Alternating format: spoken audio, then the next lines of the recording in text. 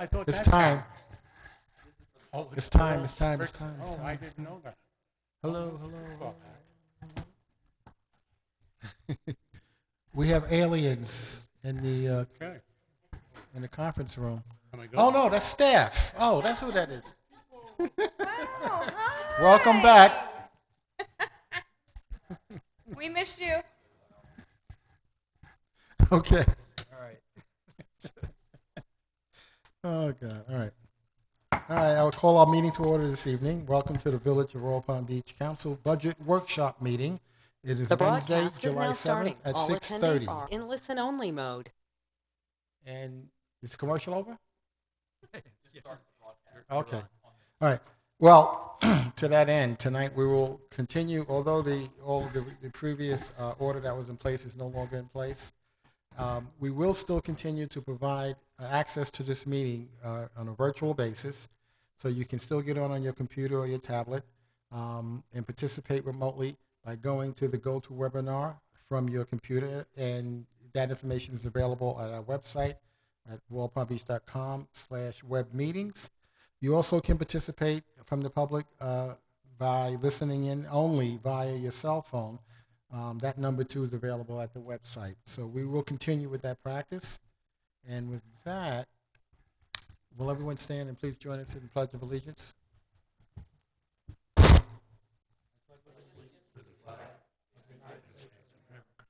the republic for which it stands, one nation, under God, indivisible, with liberty and justice for all.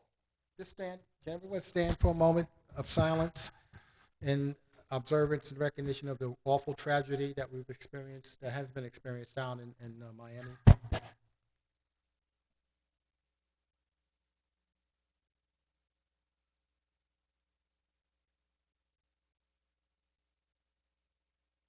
Thank you. It was announced a little while ago that the search and rescue operation is no longer in place, and they're doing a recovery operation now, and it's very, very sad situations. There's still many, many people who are missing, and we're at that point in this process. So just keep them in our thoughts at least. So with that, Diane, can you please let the record show that all members of council are present this evening? Yes, For Mayor, this- I will. As I said, this is a budget workshop, and before we go forward, I have here, do we have any advanced comments from the public? No, Mayor. No? Do we have anyone from the public who would like to make a comment at this time? Raise their hand on webinar.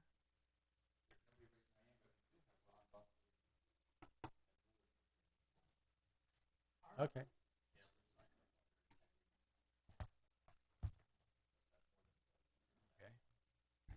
So I guess Lou gets no budget tonight, right?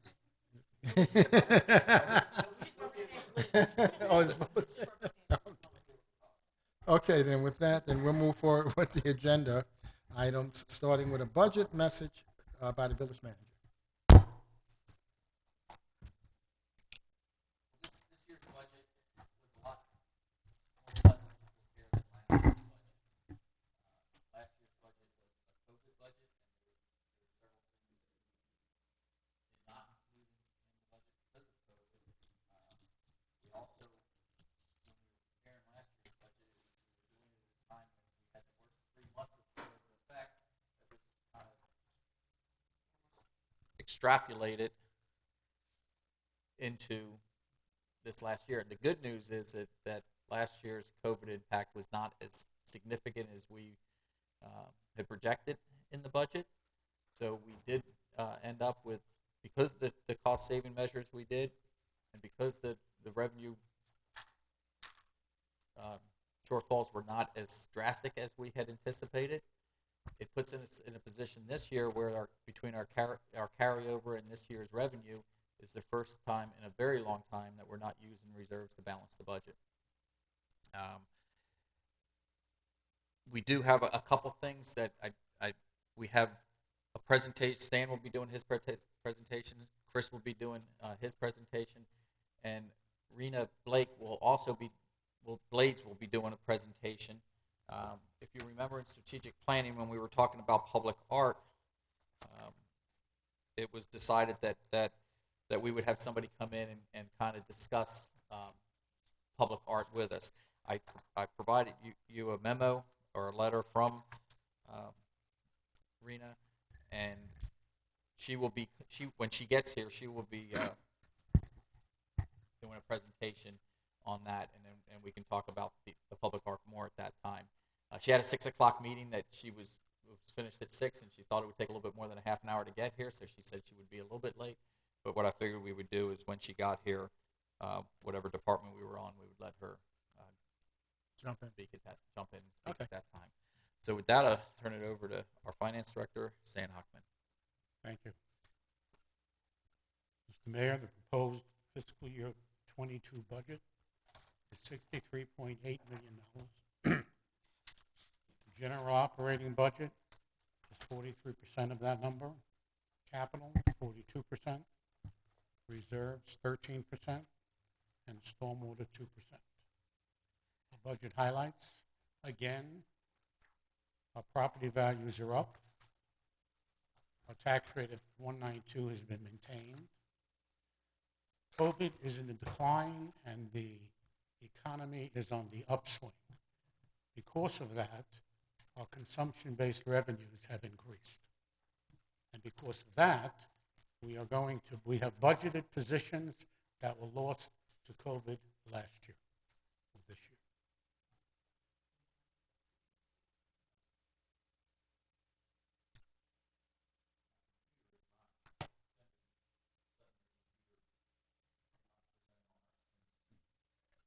There.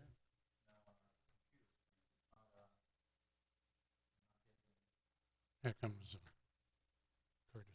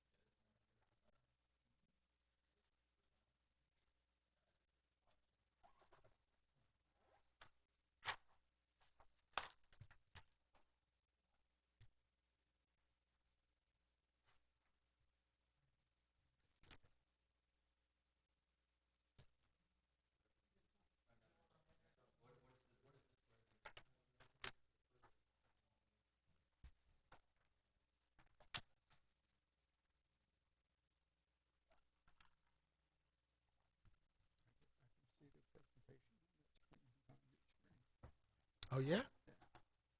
Apparently it's on the screens behind the screen. Probably up there too, right? Yeah, it's up there. So, okay. We'll be right back after this commercial break.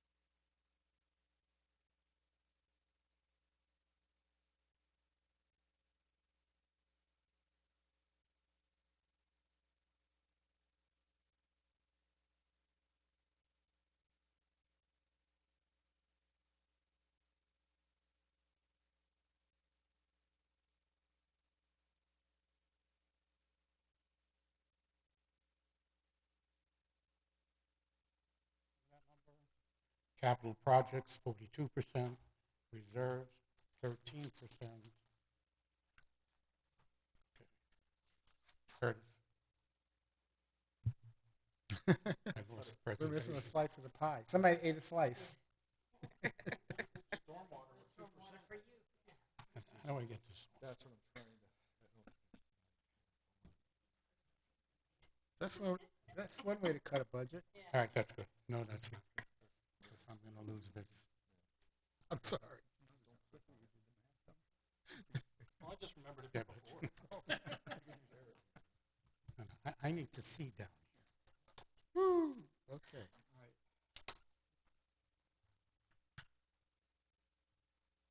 And I thought this was going to be boring.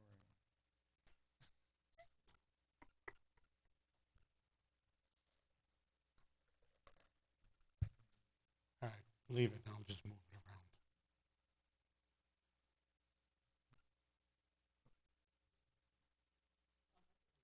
Just go to the next slide.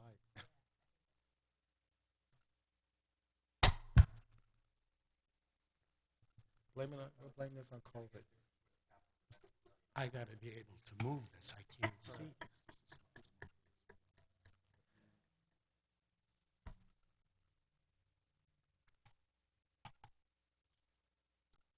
Can't we shrink this? What happens when you try to get fancy?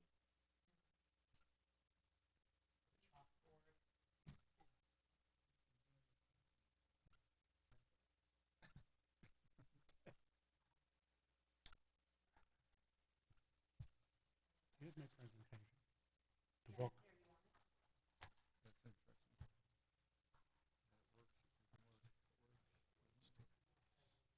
All right. Why don't we just go to the next Okay, leave slide? it down. Stanley. Bring me back. We believe you on the. Reserves at 13% and stormwater at 2%. Okay. Budget highlights, our property values are again up, this year 4.2%. Our tax rate is being maintained at 192 as of years past. COVID is on the decline and the economy is on the rise, and because of that, we're able to budget our consumption-based revenues, state sales tax, state revenue sharing, gas taxes, etc. And because of that, we were able to put the positions lost to COVID-19 back into the budget. And we've incorporated, as usual, the strategic plan initiatives. Just a quick question. Am I mistaken? Did the paper report a different number than in terms of increase? It was like 5.3. I thought they reported in the papers. 5.32. Not that different. No. All right. Again, the village property increased 4.2% in property values. Our prior year value was $3.2 billion. Our current year value is $3.35 billion, an increase of $137 million. Again, we're maintaining operating millage rate at 1.92 mils per thousand.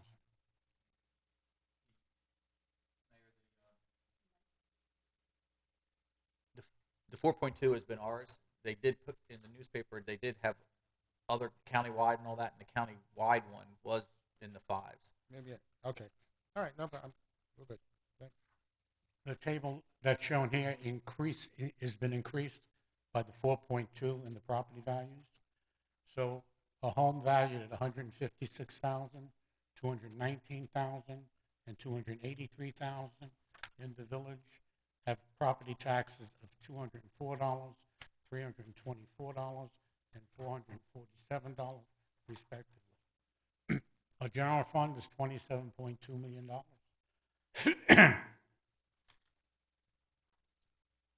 Property taxes are 23%.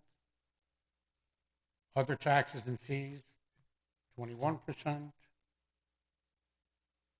Licenses and permits, 15%.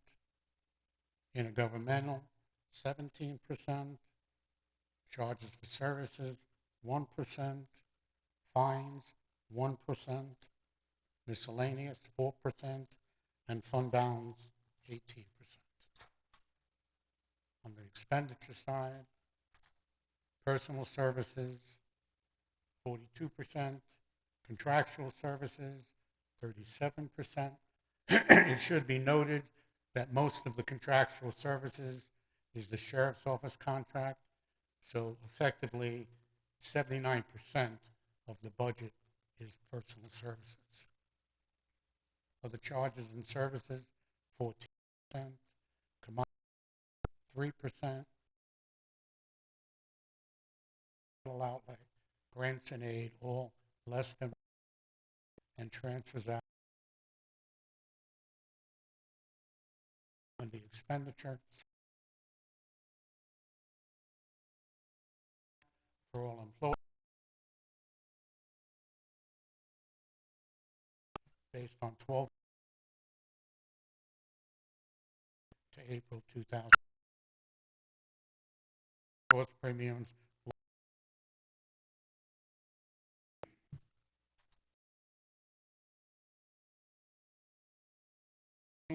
a senior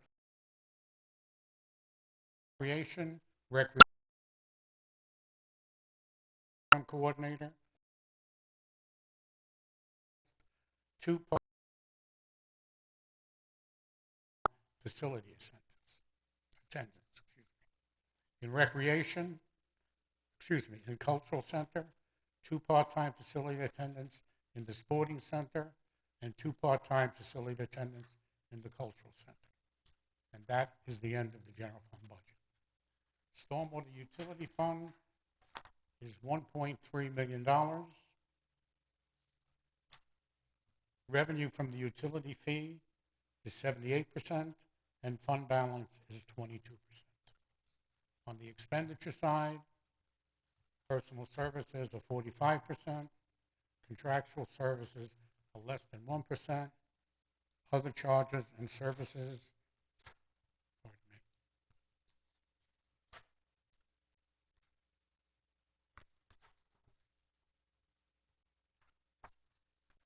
36%, commodities 3%, other operating expense less than 1%, reserves at 8%, and transfers at 8%.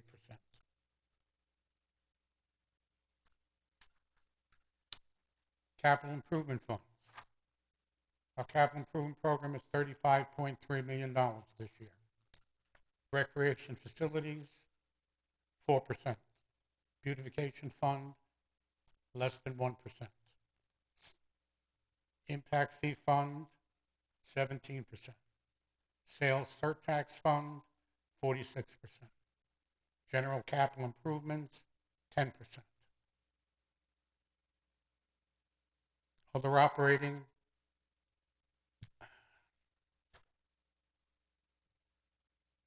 utility, less than 1%, and reserves, 23%.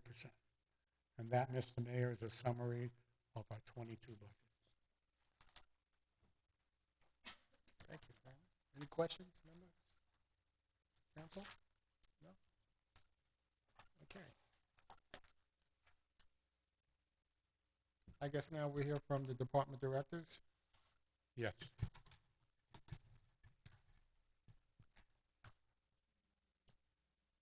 Where are you?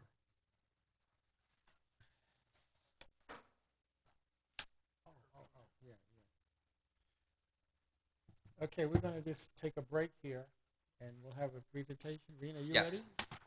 So You are. You're up, ma'am.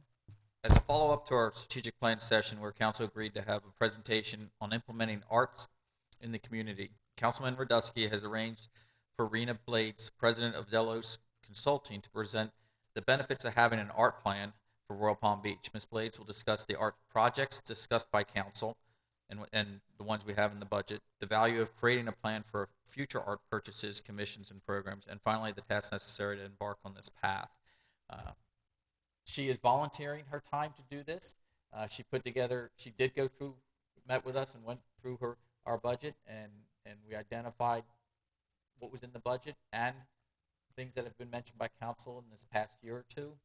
I thought she put together a really good letter on kind of summarizing that and kind of starting with introducing art and start getting value out of somebody, an expert in the field, to assist us if we choose to have sculptures instead of architectural features on our buildings as an art presence in the public. So with that, I'd like to thank Rena Blades for volunteering her time and coming and talking with us. Yes, Thank please. Good evening. It's nice to see everybody tonight. Mayor and councilmen, councilwomen, thank you for having me. Thank you for being here. I think you have a document that's already been shared with you all. I don't have a presentation. I really am here as a resource for you all to ask questions, maybe have a bit of a dialogue about this. We had a lovely meeting, and my assessment in looking at what you all have planned for your future is you have huge opportunities here to do amazing things. And the question is just sort of how to go about doing that. And there are multitudes of ways. Your manager has sent you some really terrific statewide and regional resources in your packet that I saw today in my email. Those are great resources to rely on as well. And basically what I laid out is a very sort of logical thought process, which is if you've already budgeted $100,000 for your new village hall, $32,000 for the cultural center, $80,000 for the recreational center, and you've got a placeholder of $250,000 that is related to the special sales tax. That's enough for you all, in my opinion, to really give some thought to hiring some expert help for your staff here to make good decisions around a plan to spend those dollars. And then maybe even to add to that some other opportunities I think that have been discussed among you all in the past, which are more programmatic. Things like art fairs outside or augmenting your green market, which is already fabulous, but with some other kinds of crafts and arts, considering perhaps an outdoor arts festival. And then certainly when you're making decisions about major expenditures of public art that will be there for years, experts in that field can help you make good decisions about those kinds of works that will be easily maintained over decades. Thinking through your own community and how best to use those funds so that your citizens are excited by the works of art, it beautifies your area and so forth. So with that, I'm here as a resource. So Questions? I've spoken at length with Rena about these projects, but I want to really give you guys the time to sort of catch up to speed and ask her the questions you have. So thank you for doing this. Really appreciate it. I think it's what we need to get us really moving forward. We've kind of creeped up on this, and now we need to figure out how we really have an impact here. It always struck me that with our major events, it seemed like we had a great platform for doing some kind of art exhibits, one sort or another. Would you comment on that? you do. You have such beautiful parks and such opportunities to just kind of up your game a little bit. I don't think it would take much money and much time to consider those kinds of things, but we know all the studies show that if you add really high quality arts experiences for people, be they music, visual art, crafts, people from your own neighborhoods that are doing interesting things and want to bring them to a public forum, it will enhance your economy here. People will want to come out and stay longer, spend more money, hang out in the restaurants longer. All those studies are out there to show you it's a good use of public funding to augment what you're doing in your city for recreation and the arts. So I think one of the ideas you all had on the table was to sort of augment the building construction you're doing with some architectural details. I can't remember what you all were talking about. It was a fountain or yeah. And those are great. But I think the studies also show that if you spend just a little more time thinking about it and install something that will really intrigue and interest your citizens and beautify it from a serious art standpoint, it'll put you on the map in a different way too, you know. Our county thrives on tourism. And I don't know the statistics on the number of tourists that come here, but for sure, interesting art and art experiences will draw people. So I think from an economic standpoint, it's a good decision. So my impression is that we have an artist community embedded here. It's not all that visible. And so one thing that might be really useful is to find a way to, again, give them a platform, give them a way to exhibit. and that would bring to light what I think exists in the village of Royal Palm Beach right now. It's just not all that visible. So that sounds like some really great ideas. One other question I have is, it seems as though we had something less than success in reaching out and trying to get a proposal for a piece of sculpture for our new village hall. Do you have any thoughts on that? Yeah, I think I'm back to the suggestion I was making about hiring an expert, a part-time person. I think your manager has some ideas about how you could accomplish that, but I think with a small investment in expertise in a part-time way, you can get out to those networks, because there are networks of other arts and public places people who can get that word out. Our own county has a terrific art and public places program. They would be helpful to you. You probably already did that, but I think through personal connections, it's like any other field. Like lawyers know lawyers, doctors know doctors, same thing. In the arts field, you just want that to go out through those networks, and I think you'd have success. I really have no doubt. This is such a beautiful, beautiful place, and people want to show their work here, and they want to be known with their work here. So I think it's just a matter of plugging into that network, probably. Right. Thank you. Any other questions? Nice to see you again. Thank You you very too. much for coming out. And thank you very much for the proposal, and for Councilwoman Radusky for making that connection and bringing it. There's a lot of great information that you did present with us, and I do appreciate that. I love the idea of having a part-time staff member here to really help do that. I think we all have our own visions and ideas, what we consider as art and how the space should be utilized and things like that. There are some things that on a personal level that I've seen throughout the county, and a lot of times they'll use the architectural detail of the construction of the building and use that as their art. Do you have a preference one way or the other? Because in my mind, when I see it, I think of a centerpiece or a sculpture or something in front, not necessarily the dormers on buildings or different things like that. And there's some in the gardens that I can think of where they've done that instead. Do you find that there's one way of looking at it versus the other? Architecture is beautiful when done correctly. There's some that kind of just feel like, okay, they stuck that there because they needed to. Yeah, I think that's a great question. I think, in many ways, architecture is our highest and best form of the arts when it's done well. In this case, though, the spirit of art in public places is really to commission and to install an important work of art by a noticed artist or artist collaborative. That can take a lot of forms, though, and I think another benefit of bringing somebody onto your team to help you make these decisions is to talk through those. So here's some examples.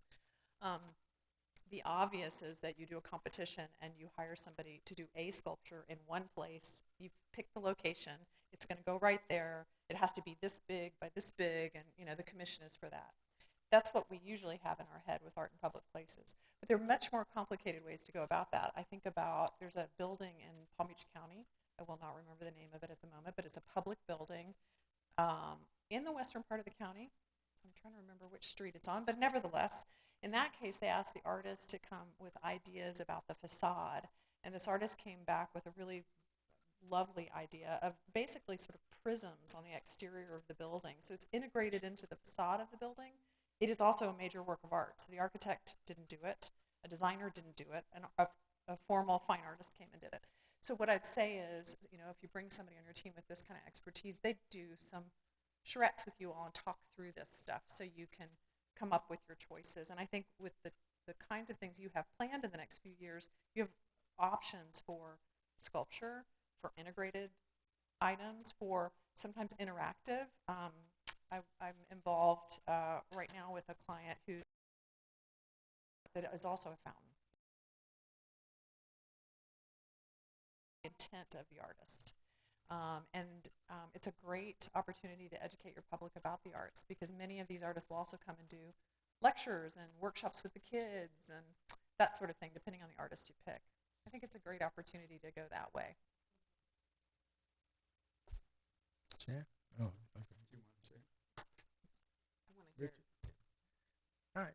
Well, certainly we appreciate you coming here this evening, and clearly this is a subject that it's important to us, and we want to, it's kind of learning what we don't know, because we know we don't know. Okay.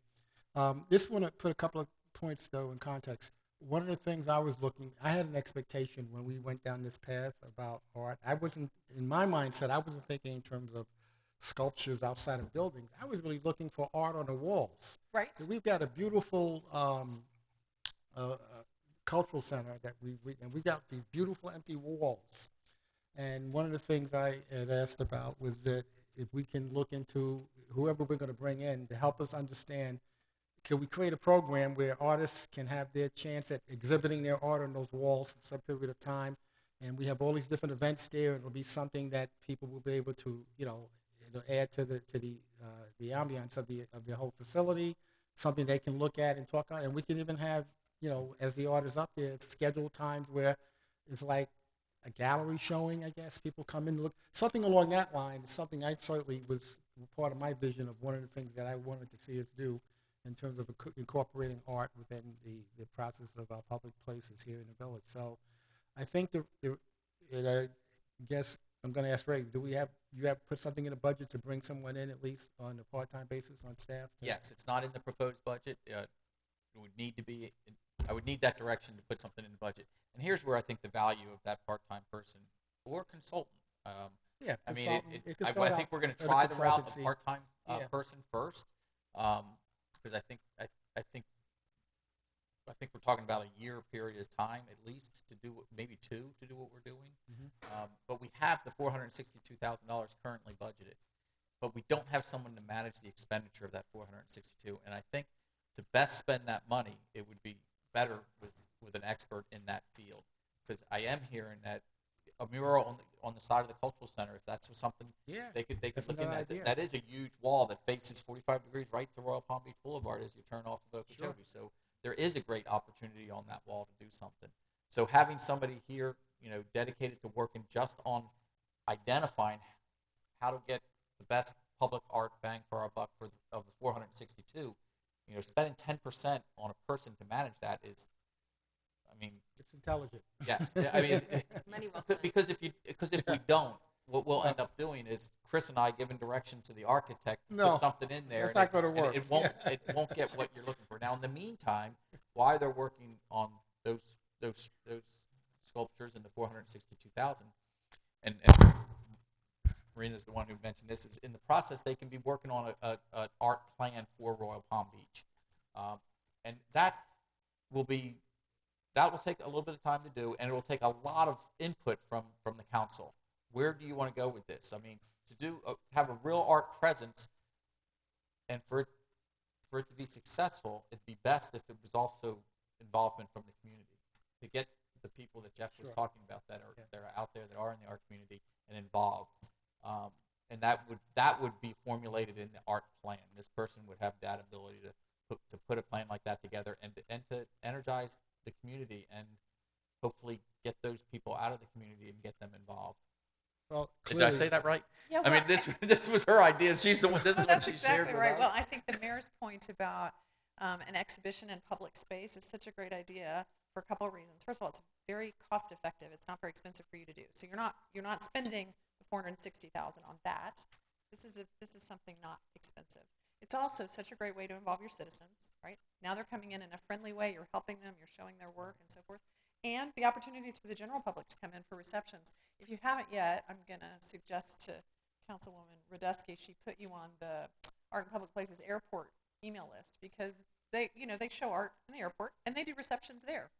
Yep. And it's the same You got idea. it. Somebody's in charge of it. They're picking the Put us on art. that list. Got it. They're reaching out to artists, in that case, all over the county. In your case, you might do it just within Royal Palm. But they do a party, a couple times a year. It's a great idea, I think. And the murals are another terrific way to create a public art presence, and sometimes can be very cost effective. It's another great opportunity to involve local artists, as opposed to a major sculpture commission, which you might really want somebody from out of this community to bring in, because both are good, local and internationally known artists. Okay. So I see Stanley's out there. Do we need you to do something, Stanley? We need you to put money in the budget? Just vote on the idea of putting a part-time employee in Right. for Do we have to with the have a specific number? direction of working on Specific number? our public art. What was it, 45K you wanted? Yeah, that'll be good. That was the 10% of 460, Okay. 462,000. That's And I Good. just need you to agree that the funding will come from fund balance in the general. Okay, so that's on the record. Very good, thank you. Go And ahead, that's, and Selena. my question was then along those lines with the fee, the salary fee for that then, is that coming out of our 462 that we already have budgeted for the No. art? That is a separate line item that has to go in. Right, that's why Stan just said what he said. Okay. All right, so do we have a consensus? Give that guidance to the manager Yep. for the budget? Okay, will do. okay, good. Great. Thank you so much. We appreciate that. I know you had another meeting you had to run from. We appreciate you coming this evening. And as you can see, this is a step. I hope we're moving a step forward, and we will continue to walk before we run, hopefully, and evolve and learn as we go forward. Thank you so Well, much. congratulations. I'll be looking for terrific news in the Palm Beach Post and internationally about the great stuff being done. Okay, just don't hold your breath on that, though, but okay. Thank you. Thank you. Thank you so much for being here, and thank you for your time in putting that report together. It's very helpful. And it's wonderful because we have CGR Fine Arts is a art gallery in the village, so it's we do have that Well, I cultural tell you, aspect of it. That's right. Yeah. It makes absolute sense. We have almost $500,000 budgeted for this issue. That That's we right. get some skill set who knows what they're doing in this space Yep. to help guide us along here. So, thank you again. Great. Thank you. Appreciate Thank you. it. Stanley, you're back up again? Pardon me? Are you back up to present? Actually, the manager's up. The village council budget is the first budget, and that's on page 32. So the village council budget is the first budget, and that's on page 32. And it is a status quo budget. It's actually a little less than what we budgeted last year by a couple thousand. Good way to go, guys. Okay, don't break your arm. You know, I did get a request this last week to participate in the Royal Palm Beach High School 25th anniversary. They gave us a letter requesting the use of the cultural center on the weekend, and we can deal with it. It's not until next March. We can deal with it sometime in the future at a future council meeting and give them the money, or we could put the $1,000 in the budget here and be a co-sponsor with them on their 25th anniversary of the Royal Palm Beach High School that they wanted to celebrate at the cultural center on a Saturday night with some type of event. I think it's wonderful That to sounds good. celebrate the 25th anniversary, but I thought we would do this as a grant. It would have to be a grant. If we did it during the year, we would have to do it as a grant. If we just add it into the budget here, we can do it as a grant. That's easy to do that way. Okay, we'll do it at a future council On the meeting. basis of the fact that we do have an interlocal agreement with the school district, and there are things, facilities they let us use, et cetera, that would make a grant inappropriate. Okay, we can do that. And that is because we do have other schools in the village that request the space, and that's why just to make it. Thank you. We'll go with that? So, Good. yeah, I have a comment I just wanted to share. Okay. See if fellow council members would be interested in us becoming members of the National League of Cities. We're already members of Florida League of Cities, Palm Beach County League of Cities, and other organizations. And of course, National League of Cities is just an extension above that. Here just recently, they've been particularly effective in working toward getting the funds provided directly to the cities, which has never happened before from the federal government. But this is not the end of the need to watch what's going on with the infrastructure bills that are being proposed and bounced around. One of the things that they did in particular, as one of the staff mentioned to me, was they put teeth in the American Rescue Plan Act, such that when the funds for the small cities flows through the state is required to provide the full amount and not take any money out of it, subject to a penalty that the federal government would actually impose if they did so. That kind of incentive, of course, ensures that whatever the amount of money that's been determined to be the appropriate amount to come on down to Royal Palm Beach, other small cities like that, is actually the amount that gets here. So it's that kind of activity that takes place. It's working with the language as they do at Florida League of Cities up in Tallahassee. They do likewise in D.C. And I was looking at the membership dues, and for a city between 40,000 and 50,000 population, the annual dues is $4,002. So I'd like to see if there's an interest in actually joining National Well, League of Cities. I'll just share some history with the council. Many, many years ago, before any of you were here, we were once were members of the National League of Cities, and we concluded that it really was a waste of funds for us to be participating in that. And that was just the consensus then. But if all of you now want to reopen that and reconsider it, let's talk about it. But I personally don't think we need to be a member of the National League of Cities, to be honest with you. But So I'll be interested in comments from everyone else. Sure. I just tried to explain why, I thought they brought some value because I had the same sense. Well, I don't think they really bring value to a city of our size. Their focus is more on the major metropolitan cities across this country. We're not in play in their view of the world, to be honest with you, okay? And that's a reality. It is what it is. But like I said, open comments from everyone else and their thoughts on it. I guess I would just ask for probably more information. Really, what are the benefits beyond what you mentioned? And how does it serve us from a position of really, how do we benefit from it? how do we represent ourselves at the National League of Cities to help that impact the state League of Cities in combating home rule and trying to, does the National League of Cities do anything for that, right? I don't know the answer to that.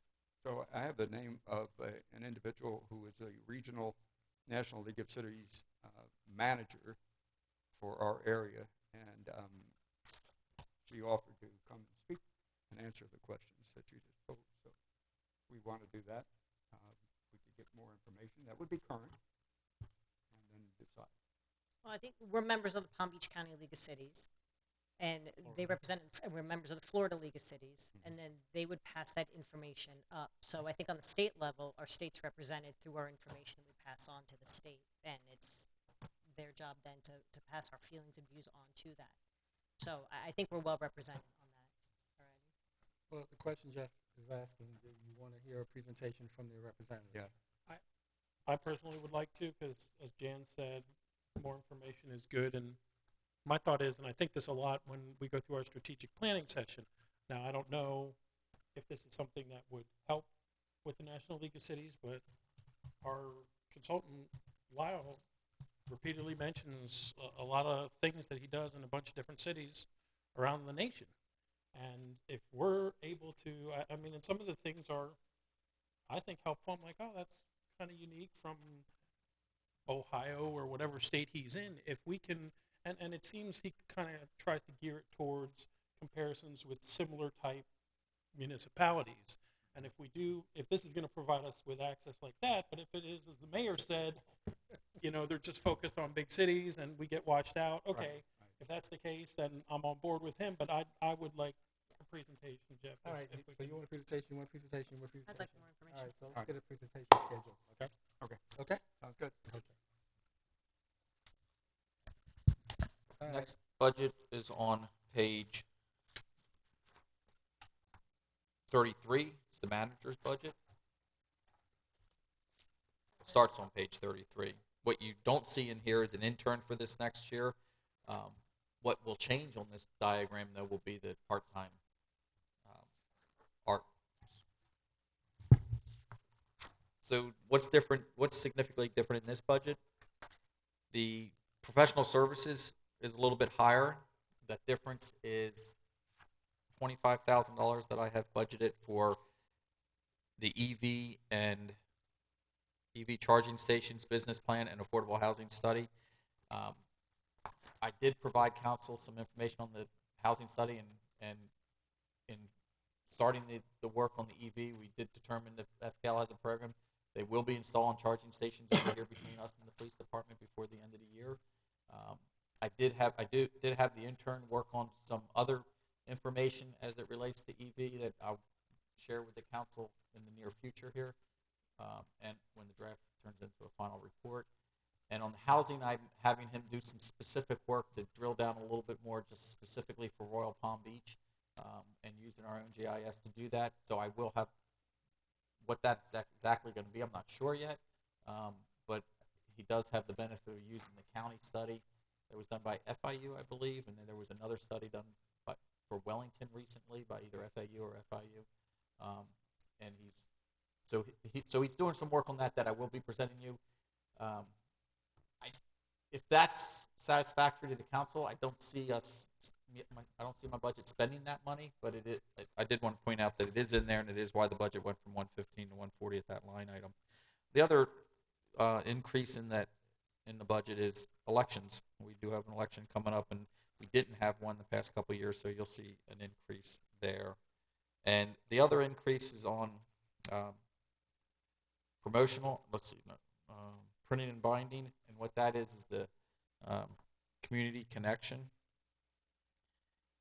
The promotional activities line items is up, and that is advertisements in the Town Crier monthly Royal Palm Beach, well, I think it's almost monthly Royal Palm Beach magazine that we agreed to do an ad per edition, and that's the changes in my budget. If anybody has any questions. Any questions? So you don't think you're going to need the 25? That's what I was hearing? I'm not going to need it. I think the reports that I'm going to be providing you is going to be sufficient. But if it's not and you want something more, then I may need this money. I think the information I've provided you, and I think it's good. I'm with you now on that too. So do we take the money out though? Because if we do need it, Maybe that's where you ought to word the question. well, I mean, you've got the housing study that I gave you, so you got Right. that information. The EV thing, we know FPL is not going to let us resell their power at a profit. So I think, and we're very limited in the places that we could put it anyway, because we can't go onto private property, and I'm not sure that our properties would be good long-term charging stations other than here at Village Hall. So, okay. Well, I say take it out. I don't know if anyone else. How much money we talking? $25,000. No, leave it. Don't take it out. There's no point in taking it out. We'll be back. We'll get it back at the end. Other of the- than not having it. Yeah, they'll roll over like we did this year. We always wind up spending less than we can.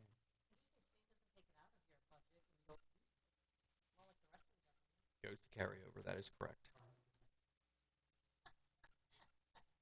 Okay.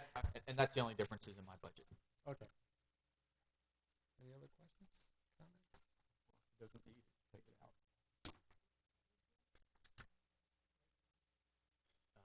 No, that would be in legal. We upped that a little bit to reflect the amount that legal is charging to developers that we're paid back on.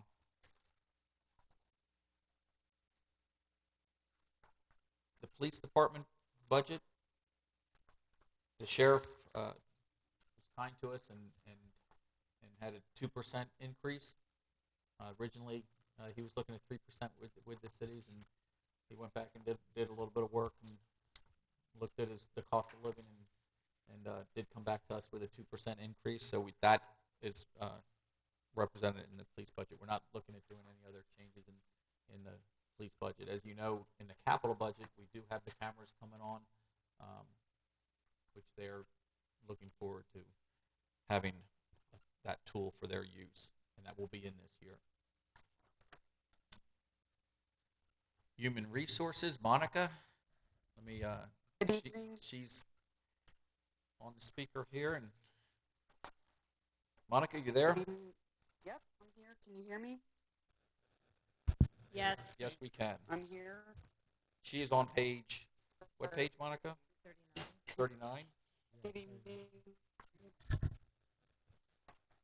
39. Can barely hear her. Courage, can you? There are just a few increases which are subtle.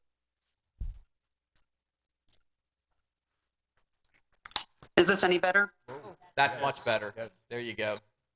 Now we can hear her. There are just a few subtle increases. We obviously during COVID last year didn't hire very many people and do physicals, so the cost increase in the medical and physicals is due to the rehiring of the positions and some expansion. We also put into some hurricane supplies and emergency COVID supplies for masks, hand sanitizer, and so forth, and we upped our medical supplies. Training took a dip last year as nobody was traveling, and now the traveling is coming back and allowable again. The training budget has again resurfaced. And those are about it for the changes for human resources. We expect a pretty low increase for healthcare costs, if anything at all. We're hoping for another 0% increase, but it looks like it may be around 1 or 2%. And other costs are staying pretty much static. Any questions?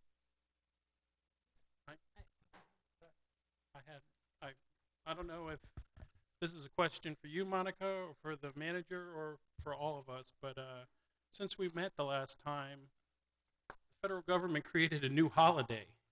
And since it's human resources, my understanding is we've always had off the federal holidays, or at least the employees have. I mean, Parks and Rec have to work and certain things like that. And I don't know if that's something we're going to continue to follow as a policy or not. And if this is the appropriate place to deal with that, I don't know what the fiscal impact would be. This would be the appropriate place to deal with it because it is part of our policy and procedure manual as far as our holidays. We do celebrate the 10 federal holidays. You're talking about is Juneteenth, which is on June 19th, and would add an 11th holiday. The federal government did add it this past June. And it would be the council's option to whether we observe that holiday or not. But I would need direction. Now, as far as cost, the cost is not significant for us because we don't have full-time people that would have to work. Like we don't have the water plant, the sewer plant, police, or fire that we would have to pay the overtime to.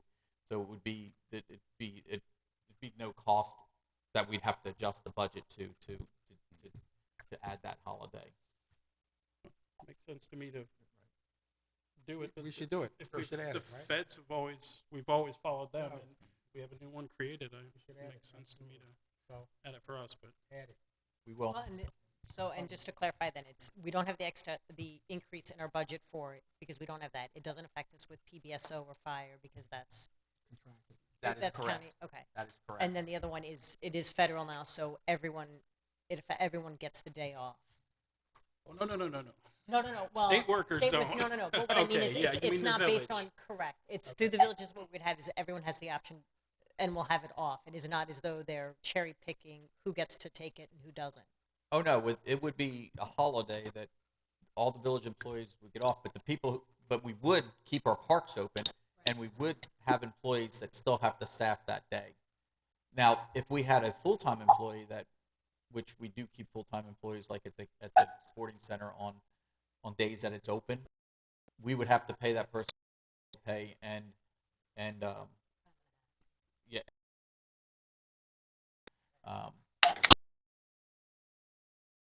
part-time person for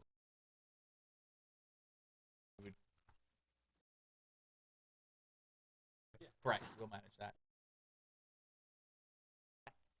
On who that they're working at the rec parks are still open. Thanks. We're gonna add it.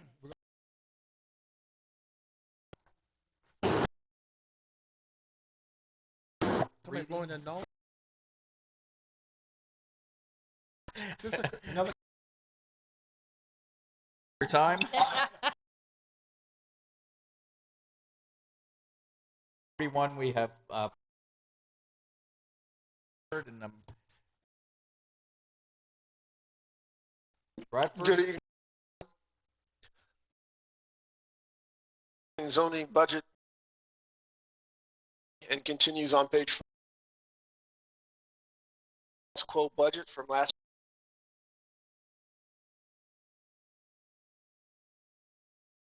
And second is the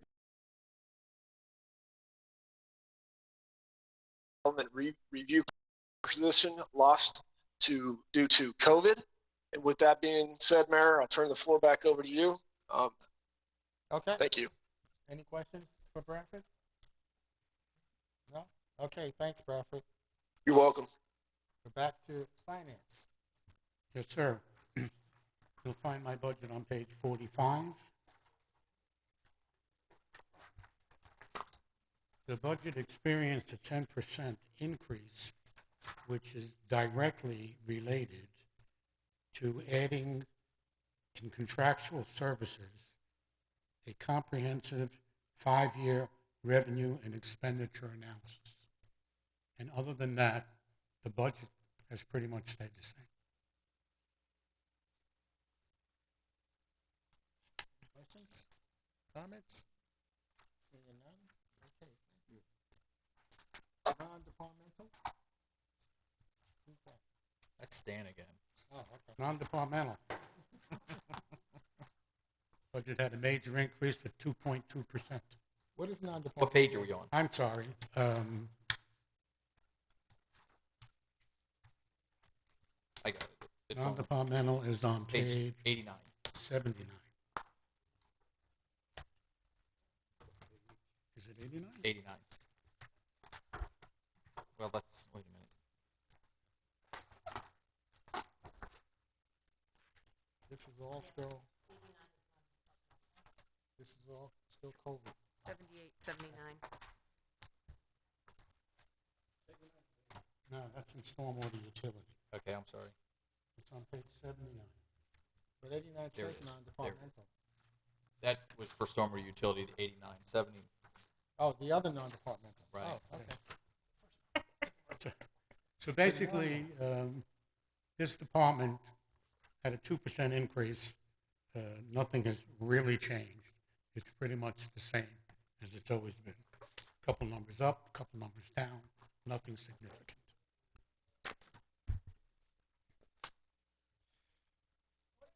Stan, real quick, the insurance claims, I think, is that the one that just dropped, that jumped? $25,000? No, wait, where is that? Yeah, that's what it says. 25,000 for 20 for 22. Is that, nope, it was the other one, insurance and property. Is that just because rates are going up everywhere? I'm sorry, what line? The line up above, 4530, insurance and property. Well, that only goes up when we add additional property. Okay, so that's there what was those are some the new- items that it's were already added. the new ones. Okay, Yeah. thanks. Any other questions? Okay. Oh, thanks, Dan. Okay, now we have information systems. Good evening, everyone. Can everybody hear me? Yes. Yes, we can, Marina. Very good. Okay, this is an overview of the information systems budget on page 50. And there are no major changes with the exception of the overall increase, which has been mainly the 6.8%, which is mostly due to contractual services, and those are maintenance, support, and licensing for hardware and software support systems needed to support existing, and some new voice, data, audio, video, and security surveillance systems. And also some upgrades to the network infrastructure, which was something that was needed due to the events of the last year. Some of the new systems that's worth mentioning would be the addition of Project X, online application and workflow. So that's going to be a cloud service. So that is for the hosting and support of that application. Also, the continual enhancement of network cybersecurity, which is we're constantly working on that, but we're keeping the costs down on that. But that's something that's constantly ongoing. And obviously, we continue to add surveillance cameras to village parks. Any questions? There was one more thing that we did add to this budget as a result of the strategic planning and the conversations we had there, and that is the business technology and communicate and optimization study. An independent analysis to identify and make better use of technology resources to provide a more streamlined platform to our workforce and to carry out their tasks and to our customers. We have over 100 different software applications that we use. We have several different databases. Obviously, we need them to be optimized between each of them, or you have to use each of them individually and independently. Marina and her group has done an excellent job putting all this together. At many of the seminars I go to nowadays, they tell yeah, you're in the city government business, but you're really in the technology business. Everybody seems to be in the technology business today because we use so much technology to provide the services that we provide. And if you're not in the technology business, then you fall behind, and you're just ineffective and not. We have done, I think, an excellent job in keeping up technology-wise as it relates to our use of GIS, our use of databases for all the different work functions and processes that we have. It is complicated. I mean, it is very complicated. Getting your head around it and doing it. And I know Marina knows it. Every time we go to Marina with something, everything's easy. for her. Because her and her staff do know it. But we have all the users out there now, within the Public Works Department, within the Parks Department, and the Building Department. Everybody is on a computer and using a computer. So we think doing this optimization study and looking at our software that we're using and the way we have it working with each other and the database and the quality of the information we have in the database, we think taking a look at that and doing an optimization study will pay itself over and over again. So there's that $70,000 in that line item. Are they all talking to each other? Because I know each department has their own technology that they use to help in their department, but do they all talk? So, for instance, does engineering talk with Public Works? Because I know they have their stuff that they can do on the field. Does code enforcement, do they all talk to each other? Because I know they all have their own systems. Okay. May I answer that, Ray? Yeah. Please, Go ahead. please. Thanks. Okay. Councilwoman, yes, we have some do, some have an inherent, integration, and some is built-in integration. As an example, we have integrated Project Docs with Navaline. Navaline is basically the core of everything that we do here, and that is a suite of applications. So building permits talks to cash receipts and talks to GMBA and talks to purchase and inventory. So within that, yes, they talk to each other. That's approximately 10 applications that are well integrated. And yes, they do talk to each other. What Ray and I are working towards is to create some more outside integration, just like what we just did with Project Docs. Project Docs talks to Navaline building permits and planning and engineering module, also to cash receipts. So that enables the online payment that goes directly into GMBA.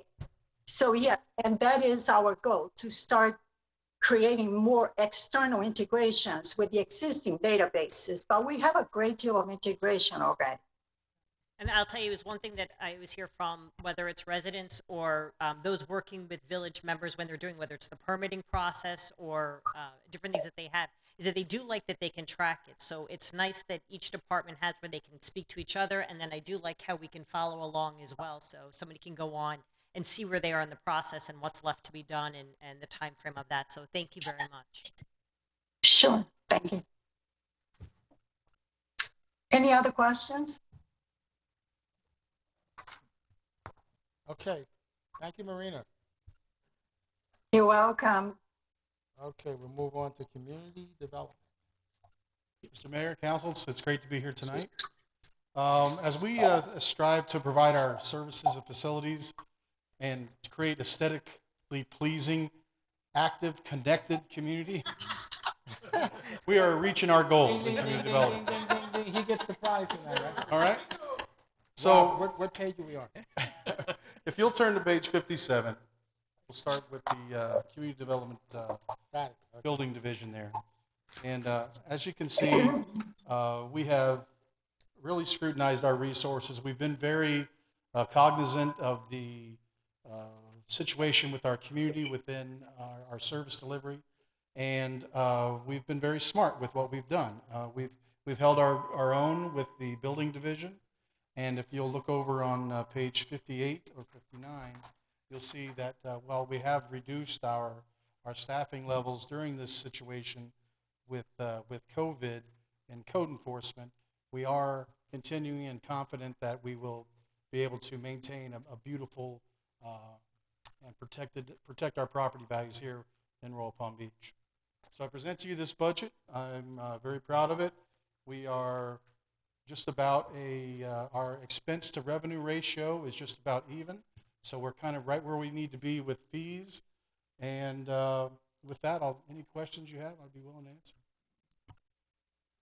I know your department did lose a person, or somebody did. You're short one person from before, but I mean from last year. We've adjusted our service a bit. Okay. So then, do you find that you have enough staff that you're going forward, or now that if things are going gangbusters all over again, do you find? I really think we have. we're I good? really think we have a good level right now. And the communications with Ray, if we do see that it's slipping away from us, we'll certainly adjust. But I kind of think we might have reached a point where we may have been a little overbearing with the amount of canvassing of the village. I think we've got two officers that are out there that can go through the village with their and a supervisor, and still maintain the aesthetic values that we hold. Very interesting. Good. You done? Yeah, I have a question. And please, the discussions with Ray have been, if we find out that we need to bring that person back online, I'll be the first to approach him with that suggestion. Well, we Code appreciate enforcement you. is very, very important in keeping the standards going out there. And I mean, and it's not of people wanting to not follow our rules. 10% of our population any given year is changing out, is moving out and coming here. I mean, I noticed in my neighborhood, there's several new people that moved in, and they don't know to put their garbage can out of view.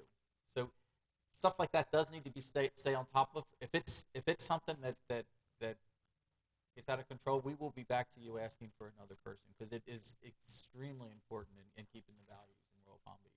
I guess the real question is, when you do, I know we have a policy, we kind of let people know, give them a warning. Do they comply to the warning, as opposed to you have to go back and really cite them? More people voluntarily comply than go to that next step. Key. Absolutely. Right, that's the key. That's why communication is, like you said, Mr. Mayor, the key. Go ahead. Yeah, question on I'm looking at your numbers here, and you're projecting 500 special magistrate cases versus 115 you had in 2021, and 20,000 foreclosure property registrations. Well, versus currently, 6,000. right now, if you'll go back on I can tell you which the revenue page is, but our current foreclosure rate is at 13,000. So, unfortunately, maybe I'll be wrong. I mean, the property values are up high, but we are coming out of a pandemic. So, being conservative, I kind of thought that there may be some more troubled properties or foreclosures. Even while some succeed, some may fall back a little bit. The number of cases is kind of reflective of us utilizing the technology that IS is providing us, and GIS, the support services, are providing us with the ability to communicate faster and try to get people in the right direction. And another change in those numbers is, if you remember, or maybe we didn't talk about this a whole lot, but we did a lot of courtesy notices during COVID. Right. Only. Right. Yeah, well, hopefully, courtesy notices gets it done. But okay, thanks. And quite honestly, the estimated number in a lot of these columns is based on just the math of where we are at a certain point in the year. So it's linear. Okay. And Any to other your point, though, no, I was going to say is, and thank you very much to your staff, because you do have a booklet that goes out there that kind of has the rules and stuff, so that staff does notify residents of that. And the other thing is that they were great about putting up on our website a new member packet, so you can get the information and you do understand this is the parameter and what we need to do. So We've that's worked with the clerk's office on the new resident packet, and I don't know, most of you have seen that little checkbook style of book that we have.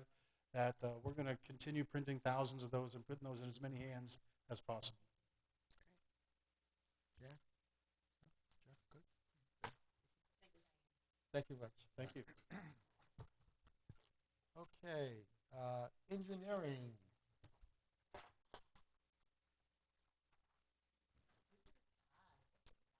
Wow, he's back. It's a big change Yeah. from my pajamas during the meeting. So. TMI.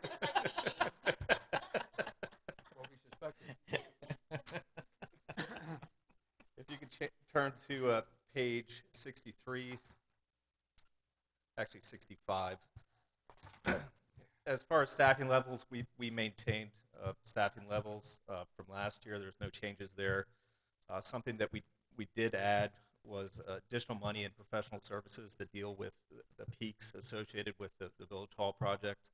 We think we might need some additional project management staffing during that time. But other than that, everything is pretty much status quo. Since you mentioned it, how's that project coming?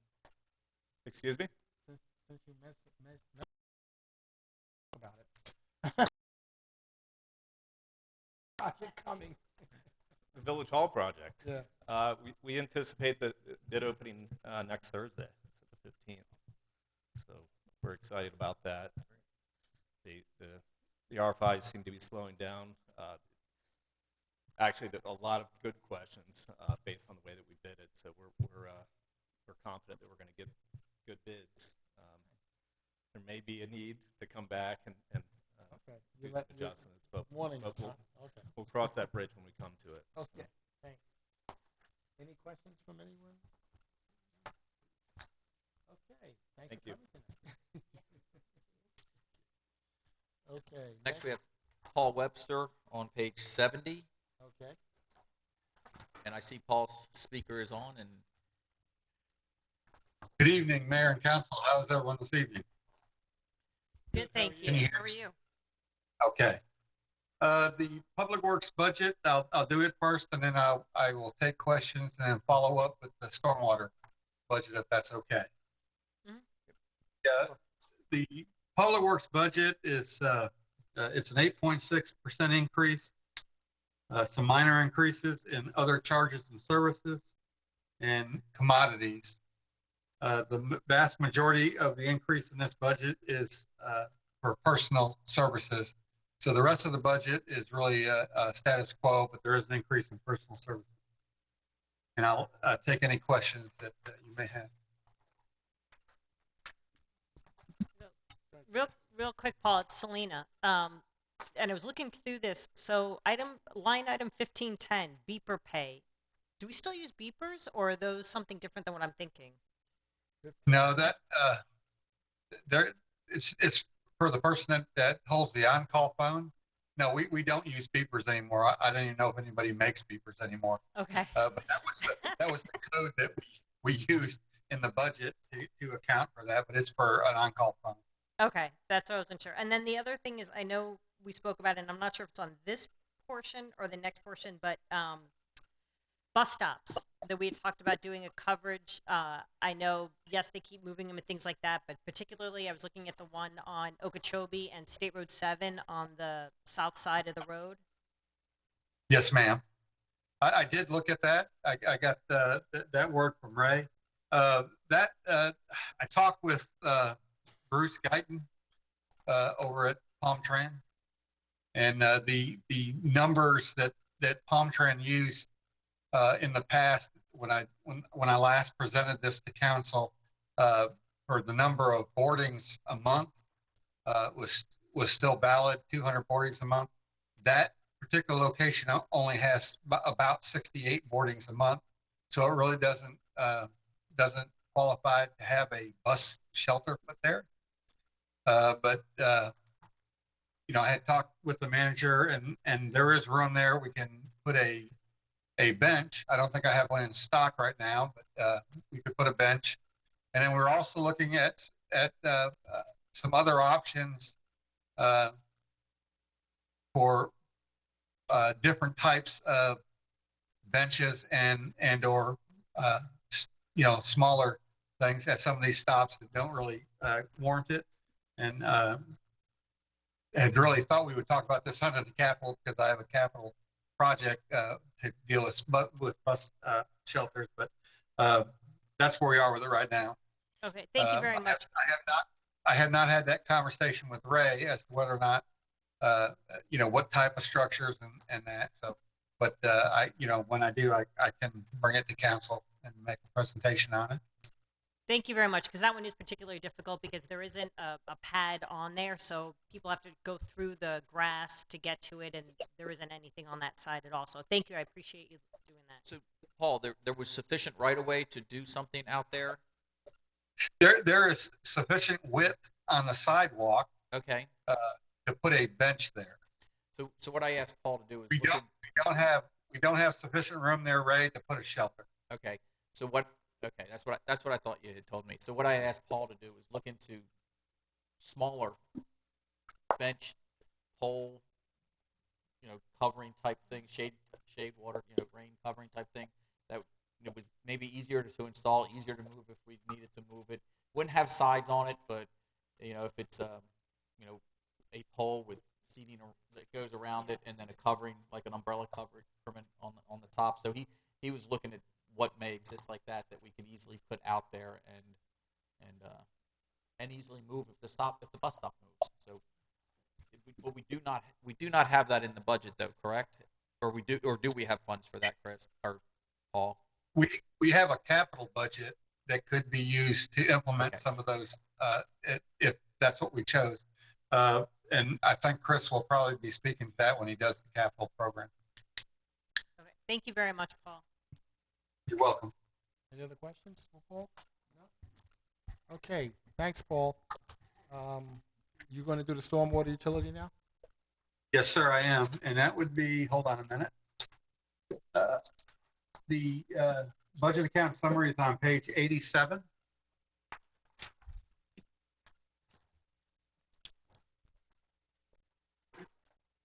And this budget is a status quo. It's actually a reduction in about 6.7%. That change, the reduction is almost all attributed to personal services. The remainder of it is a status quo type budget. We do have a slight increase in maintenance contracts because the aquatic maintenance contract is going out to bid, so we have a contingency in there in the event that goes up. And it should be out on the street right now. And that's all I have. If you have any questions, I'll be happy to answer them. Any questions? Okay, I don't think we have any questions. Thanks, Paul. Thank you. Great. Well, I just want to take this opportunity.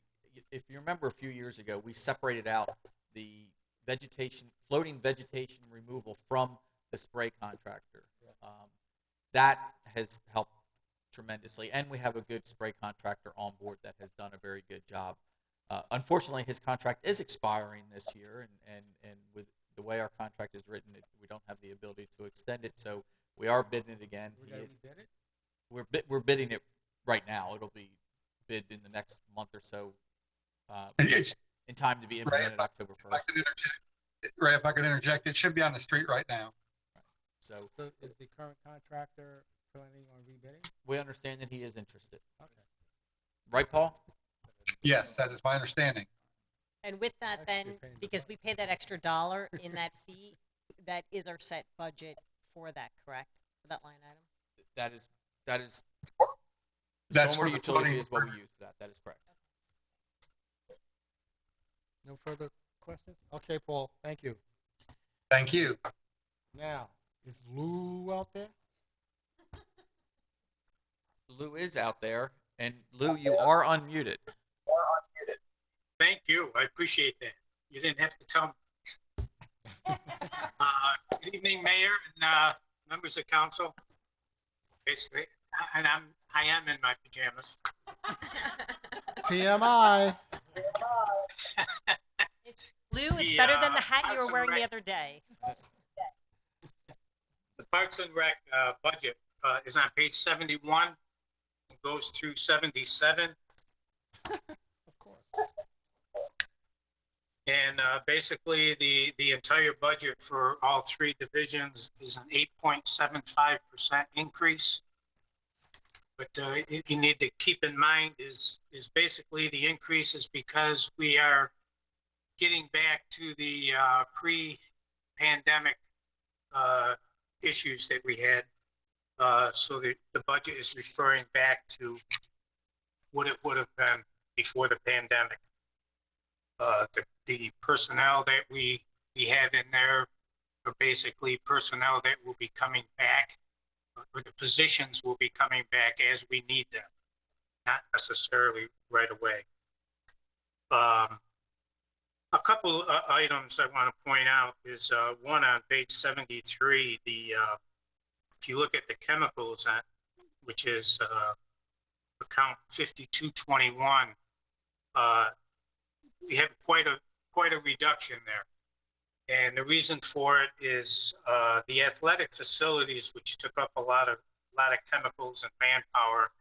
We are looking to contract those out for Seminole Palms and Cats.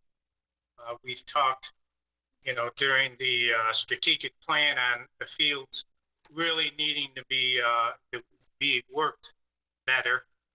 And we thought this was the best way to take that first step and see whether or not this works. I don't think we have anything to lose there.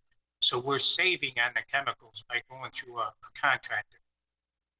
And they'll be able to put the time in that actually is needed for those facilities.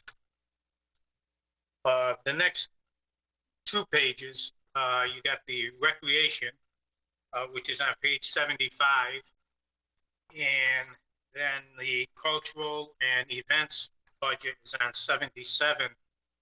Basically, what you're looking at is the numbers increasing again drastically because we literally cut out pretty much every program we had. Special events and everything were not conducted this past year, and we're getting back to normal. So basically, all things being said, and without the pandemic, we are pretty much status quo. And with that, if you have any questions, I'll be glad to answer them. There's one thing above status quo, and that is the part-time public information specialist. Yes. Go ahead. Yeah, I can get it. Lou, I'm getting feedback from Lou. Lou, I just muted you there for a minute, so I'll turn you back on.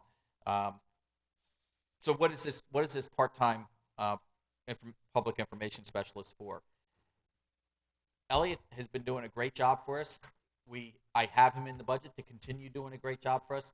And Elliot is a good writer, and he puts together the Village Voice. He puts together the Community Connection. He's doing the information for the Town Crier, but he's not out here.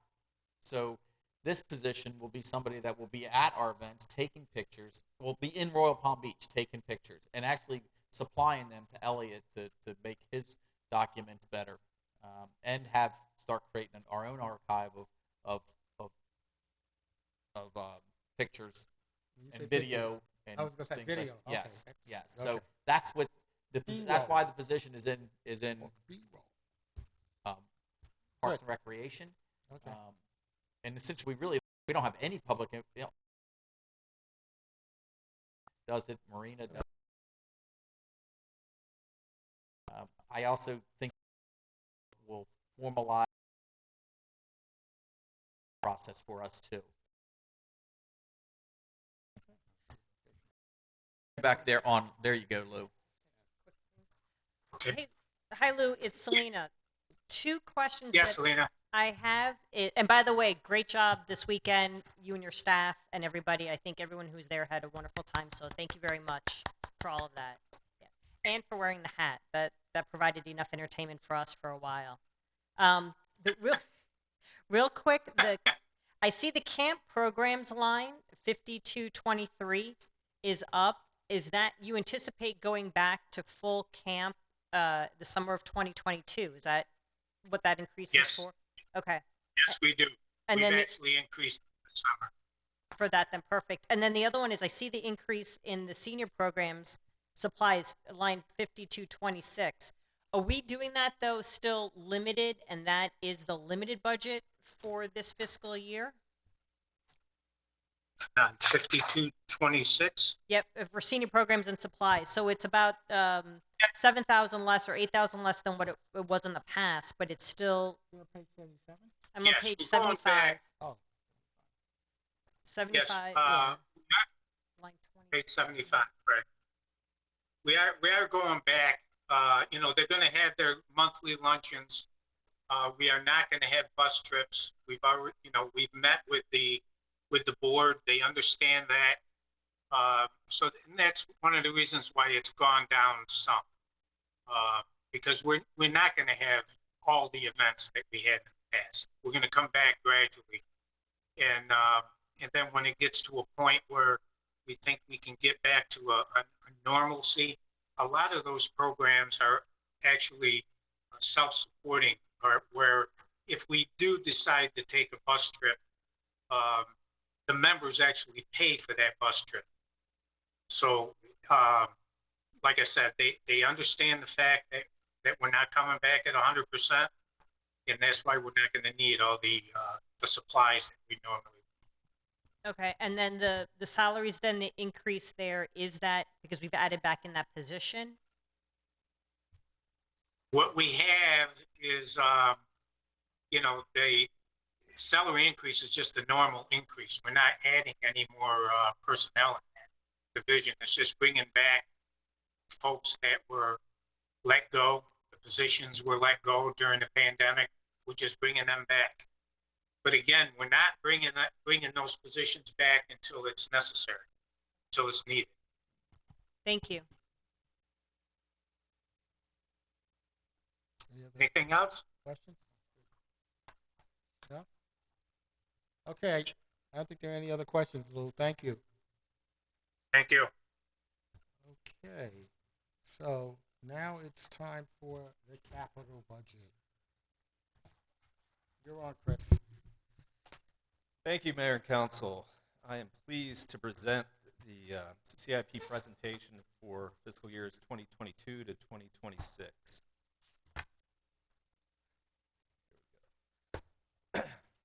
This slide is a summary of revenues and expenditures across all the funds, with 35.3 million in revenues and 27.2 million in expenditures. The first fund is the Rec Facilities Fund, which is limited to the acquisition, improvement, expansion, or implementation of parks and recreational facilities. Under this fund, there are two projects which are actively being constructed: the FPL Pathway Lighting and Royal Palm Beach Commons parking lot expansion.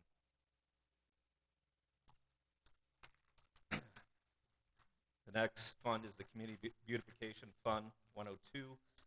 It's limited to projects that enhance the aesthetic landscape and visual perception of the village. There is a new project in there for adding landscaping and irrigation to the Royal Pines Estate entry sign. You can see on the slide there. And then there is Okeechobee Boulevard West landscape improvements as well in that fund, which was an existing project. The next fund is the Impact Fee Fund 301. Revenues for the fund come from all new development. Expenditures are limited to new parks, public parks, and public buildings. And as the mayor alluded to, we have the village halls and site modifications. Giving a project timeline, we're looking at a bid opening next week, Village Council Award in August, and then phase 1 construction beginning sometime in November of 2021. And just to understand the phasing of this project, we are going to completely construct the new building behind the existing village hall to the south of it, move into that new building. That would be the conclusion of phase 1. Then we would demolish the existing village hall building and then construct the fountain and parking areas between the existing council chambers and this in phase 2. And we're looking somewhere in the neighborhood of November of 2023 to complete both phases of that. The other thing I did want to note is that there's an additional $7 million in funding in project number EN 2104, which is in a different fund.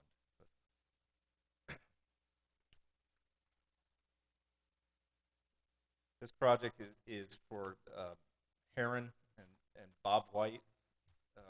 What this involves is we have an entrance from Commons at 109 Heron Parkway, and this would create a 5-foot walkway, and it would be constructed immediately adjacent to the existing curb to minimize impacts to those adjacent residents. Would run basically over to Bob White. We would construct a pedestrian bridge over the Bob White Bridge, which would get you to the FPL pathway. And then beyond that, on Bob White Road, we would construct on-street bike lanes. Same idea, minimizing the amount of right-of-way that we would be taking to do that. And then that would give you basically pedestrian and bicycle access directly into Royal Palm Beach Commons at the Heron connection from either Counterpoint or from the FPL pathway. Chris, real quick before you go on that one. So that's the additional then, I know the bike paths are on the road themselves, but you're doing a pedestrian pathway as well, so are we taking land in front of the homes to do that? It's existing right-of-way, but there would be a narrow strip of land that would be paved as sidewalk immediately adjacent to the curb. Okay. And then all those homeowners have been notified that is the process? They would be notified through the process. Okay. We will definitely be seeking a TPA grant for this, and part of that process would be to get buy-in from the residents. So it will be a public process. So we have a 60-foot right-of-way there. The roadway is probably 22 feet or 11 feet from the center, and then it's a 2-foot curb and gutter, 13 foot from the center. 30 feet is the public land from the center of the road. The walkway would be built on the back of that sidewalk, which would go from the 13 feet from the center line to 18 feet. So there still would be another 12 feet of public right-of-way before you got to the individual property. Yeah, no, I understand that. I just, as long as they're aware of that. And the other thing is, because in this particular portion of the road that you're showing there is the tree, so are we just taking the grass area, or are we using the grass area, or are we also cutting down trees in the process because that overlaps with that area?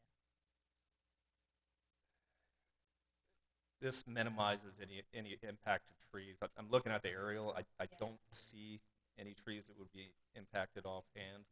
If they're that close to the roadway, there would be a problem for our roadway anyhow. So my guess is we would not be impacting those trees, and we would look to. The idea behind this is obviously we tried in the past where we put it on the back of right-of-way line, which is traditional for neighborhoods, and that was an issue. So the second go at it is say, listen, let's minimize as much as we can the impact to those residents, but still create an off-street access for everybody else that travels down the FPL corridor and the adjacent residential neighborhoods. Correct. But the public is going to be notified, especially those folks that are directly impacted by this, right? Yes. As I alluded to earlier, the TPA process doesn't require us to do that, so we will have to document that we've reached out to them as part of that process. The next project is Crestwood North Park, which is the land that was dedicated through the Belisara development.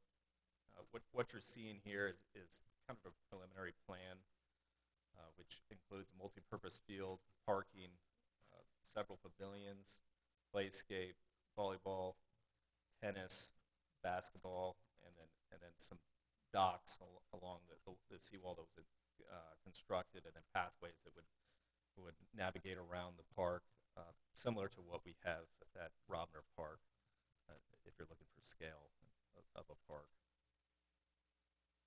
And we do have a $400,000 grant for this.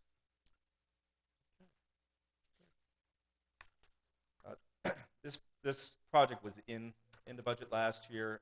We are coming back for some additional funding, actually a decent amount of additional funding, because we've increased it from 1 to 2, and we've changed it from what originally was thought was going to be something that was prefabricated to more of a custom pavilion that would match the architecture of the amphitheater and surrounding buildings. Actually, these will look a lot like the sporting center. It'll create symmetry back there. And during our events, if you have those lightning storms or whatever afternoon showers that come through quickly, this will be a way for people to quickly take shelter when they're in the park. And it's actually actively being designed, and we look to bid this early next fiscal year. This next project is basically repurposing the existing RC tracks at the rec center and creating 4 pickleball courts. And then I'm not going to name each of the individual projects, but if you have questions on any of these line items, I'd be more than willing to discuss them with you. I guess this will go back, because I saw the pickleball courts and the repurposing, and then I saw tennis courts at the one up north. Is there any consideration or any thought to, because I know I hear pickleball is exploding, it's so, popular, and instead of tennis courts? I actually spoke to Lou about that, and you could actually stripe the tennis courts to be pickleball courts, so you could use perfect them solution, either way, isn't it? right? So Okay. It'll be a dual All right, so purpose type You court. guys snap the play? Here's the funny. Riley said he wanted to play. I mean, Well, kids here's saying my they want funny to play. story in this. The week before everything got shut down with COVID, I signed up. I was going to start playing at the yeah, but COVID the next week.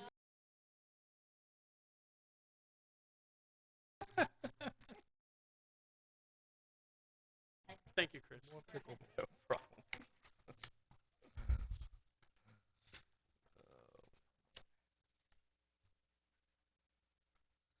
Okay, so now we're on the 302 fund, which is limited to projects that include the construction, reconstruction, or improvement of public facilities that have a life expectancy of 5 or more years, and any land acquisition, land improvement, design, and engineering costs.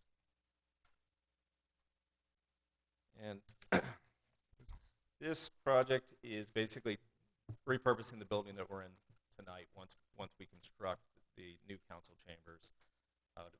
Basically, we'd be adding windows behind you to make use of the lake behind us and the nice patio, so we could have small wedding events or business meetings or things of that nature within the facility.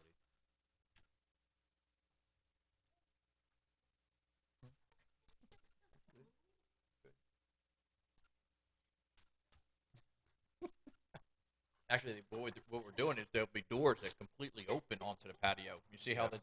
the folding doors there? There'll be accordion doors, so this- you could this- fully open the space. This dias would be removed, and where these windows are, they would be, I'll go all the way to the floor, and doors are completely open.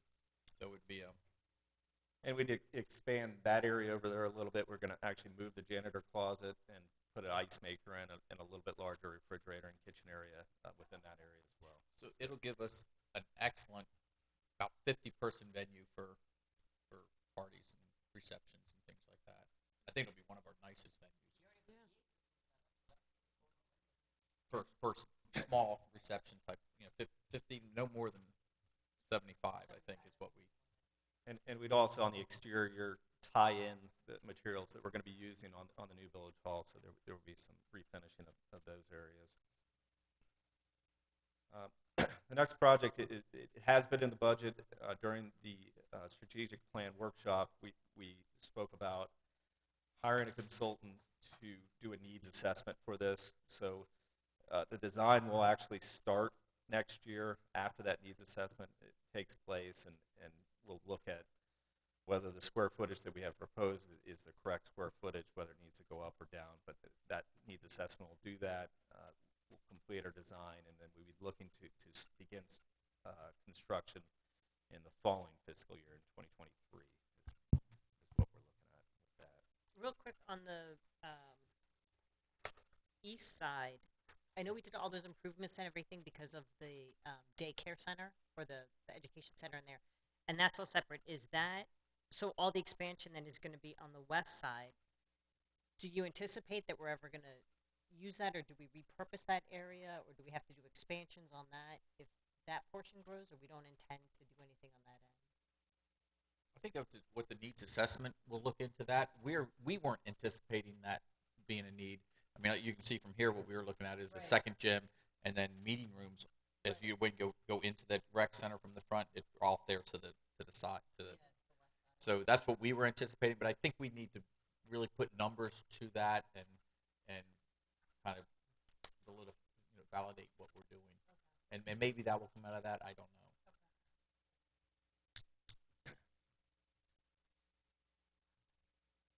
The next project is bridge slope stabilization, which is a year-to-year project. We've already actually completed 2 bridges on Royal Palm Beach Boulevard. What happens over time is as you can see in this slide, is you get sedimentation under the bridges, which reduces your channel depth, which makes it hard for navigation, and then you just have normal wear and tear on these structures. So that this is going in and cleaning up our existing bridges, and then it goes out to 2027. There was some question about our bridge stabilization program and our bridge inspection program.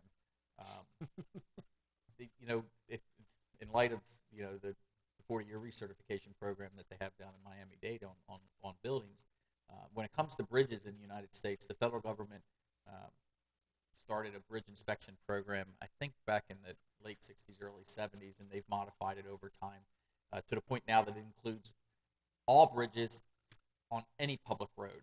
I think that the cities and the public roads it used to be just on the federal highway system. They added it back in the mid 80s. And what their definition of a bridge is anything with greater than a 20-foot span.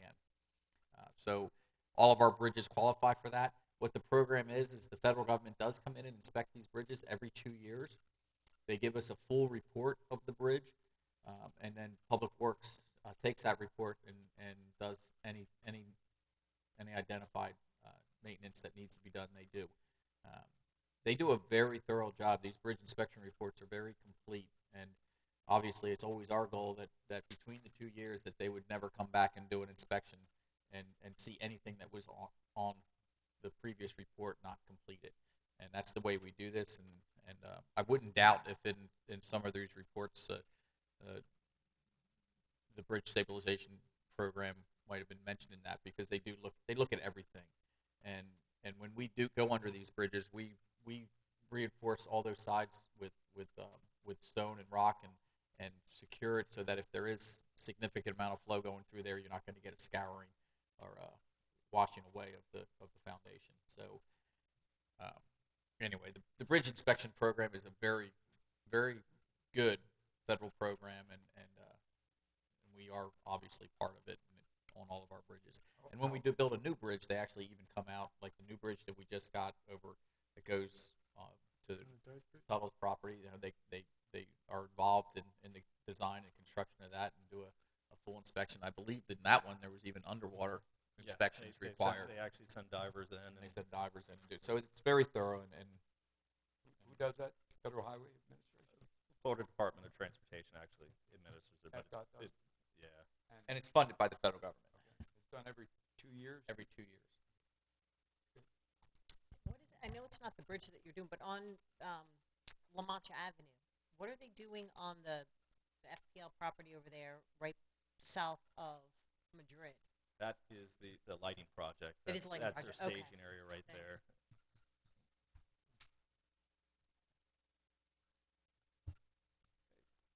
The next 3 slides is our road resurfacing project for which will kick off next year. The north end of Saratoga Pines is in here. Piece of La Mancha. We have the Willows. We have the Sparrow Drive area. Thank you very much for keeping that up to date on the website too, because that's really helpful for neighbors when they go through to find out when they're going to be done. So thanks. Yeah, and as it relates to that, obviously in order to come up with that list, and it's an estimated list, is we look at the use of the roadways, and then we set a formula for when the estimated time they would come, and then we supplement that every 5 years. We go and video the roadways, and then we rate each of the roadways. So obviously, if there's premature failures, we want to know why that's happening, and obviously fix the cause of that. So there's kind of two factors. We estimate it when they Kind of gauge.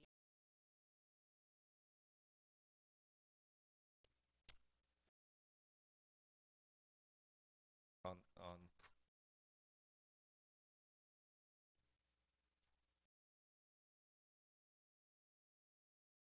So project,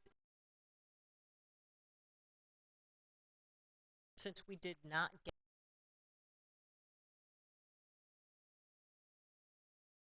it's still regardless.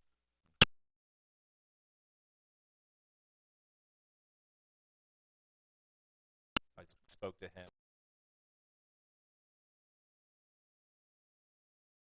The potential for there are other opportunities.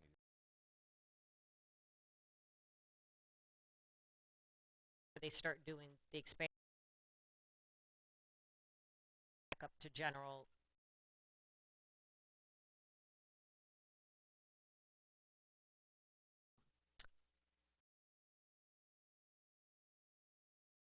Considering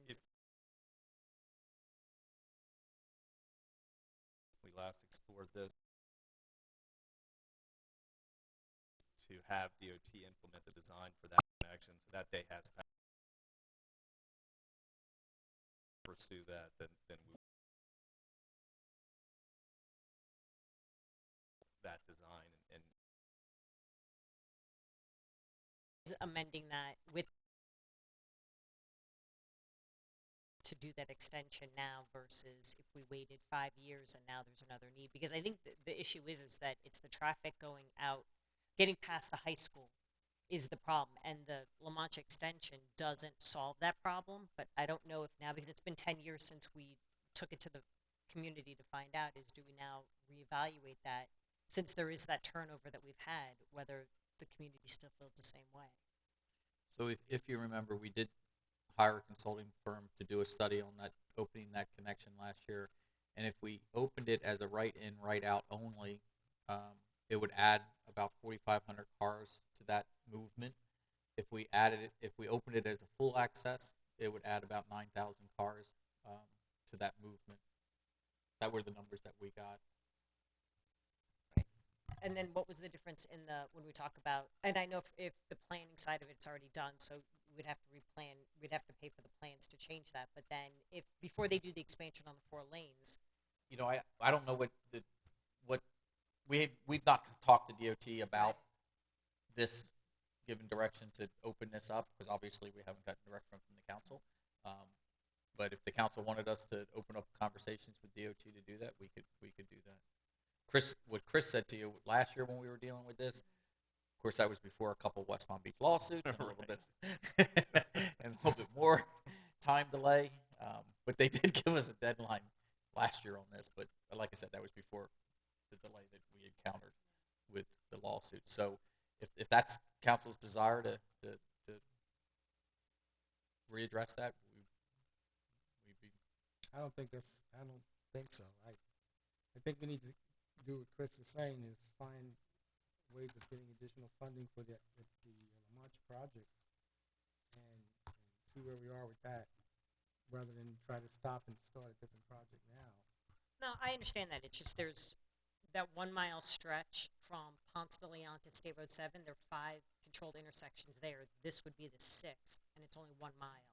So that was my concern, is it's not really solving the problem of the traffic because of the high school when you're trying to get out of there.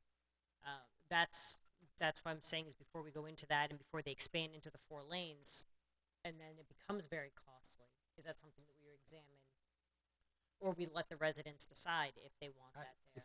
It's way premature for us to even be thinking about that right now. And in terms of what's the timeline on what's happening with State Road 7, that changes from month to month. They're waiting for a hearing date. I don't know if they got their date, but they can't get their last permit from the Corps of Engineers until they resolve the current permit issue, which they have to go into court and have a hearing. So it's still very, a moving target right now. So what I'm saying is we shouldn't be basing any plans on how that's progressing. Let's stick with what we have been working on. And the only issue we've run into is 2 years in a row we had, additional funds allocated and they got vetoed. So as Chris mentioned, he is talking with Nick and to see what can be done, from a local funding perspective in terms of TPA. So let's see what happens with that. I think something good might happen.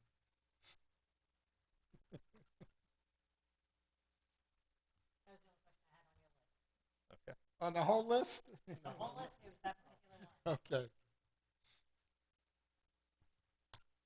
Good job on the rest.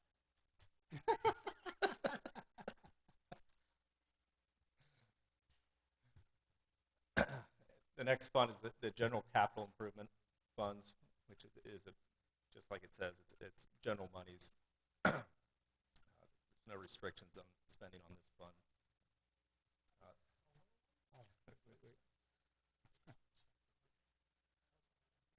First project,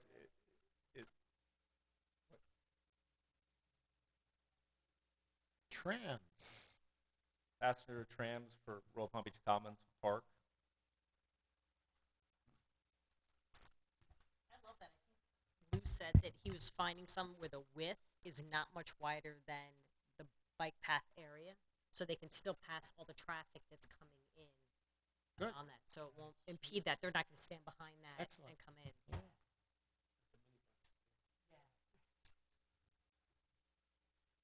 The next project is just resurfacing the tennis courts at Camellia Park. There's 6 courts there.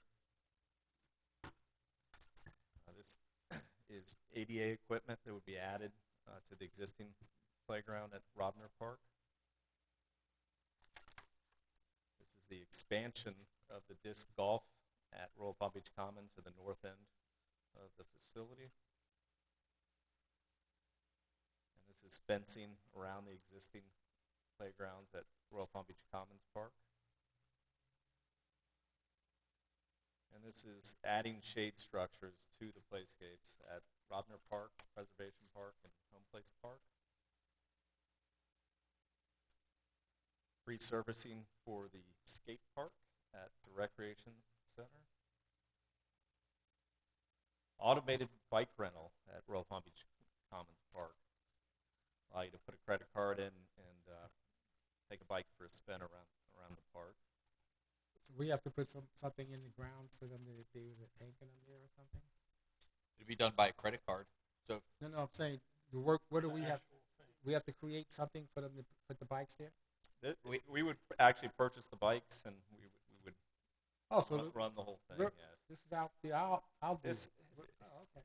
If you look at where Commons is Gets located, all electricity. Maybe we could make some revenue. Is that thing, we're only doing we're one gonna have to station? go out and do this and He's show the actually public has 2 this is a stations great thing, identified and for we're that. gonna have to But make it's a little just deal in about Commons that. Park. It would be just for riding at Commons Park. This is not something like you would see downtown where Right. you would take a bike to a destination and leave it. This is you would This is ride a what's bike around the park and then And put then it put it back. back. And, Yeah. then and if you don't put it back, then you're buying it and we charge your credit card. Because they have to get their credit card to get it. Correct. Welcome to the 21st century, gentlemen.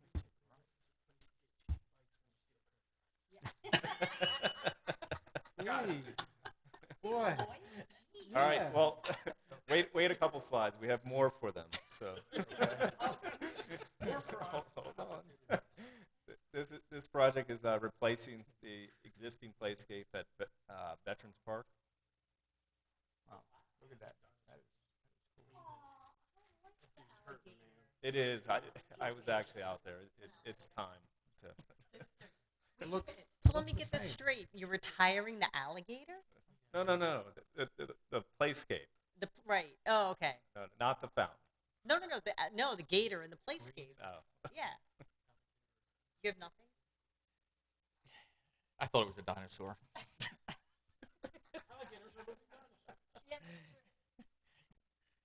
It's a reptile. That looks beautiful, by the way. Oh, this is just replacing shade covers at Cat Soccer Complex. And then resurfacing the basketball courts at Camellia Park. And here it is. Mr. Fuentes. We also are going to have rental kayaks. Wow. This is self. This is going to be self-rental? Another credit card deal? Same idea. Obviously, this will be set up near the kayak launch. This is our deal too, right? This is us. Yes. I hope it works out. Well, there were a lot of people out on kayaks and paddle boards on 4th of July. Oh, yeah? Yeah, I mean, free does amazing things. First of all, but they were out there. They really were in large numbers. So it looks like that'd be a good thing. Okay. This project is an ongoing project to replace the existing bulbs with LED bulbs to improve energy efficiency, reduce maintenance costs. And here's another list. Lena, did you have anything?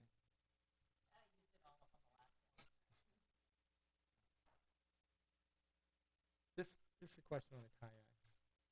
When they finish, they have to put them back up in the rack? Yes, they do, or they're buying them. Same basic idea. Yeah. Okay. Okay, we'll have some injuries, I'm sure, from that. That'll be interesting.